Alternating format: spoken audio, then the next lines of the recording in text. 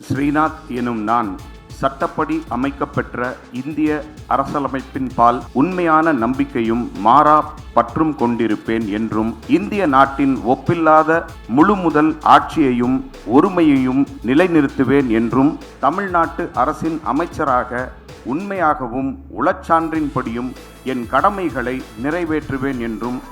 அரசியலமைப்பிற்கும் சட்டத்திற்கும் இணங்க அச்சமும் ஒருதலை சார்பும் இன்றி விருப்பு வெறுப்பை விலக்கி பலதரப்பட்ட மக்கள் அனைவருக்கும் நேர்மையானதை செய்வேன் என்றும் ஆண்டவன் மீது ஆணையிட்டு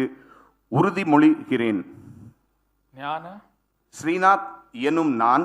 தமிழ்நாட்டு அரசின் அமைச்சர் என்ற முறையில் எனது கவனத்திற்குள்ளாவதும்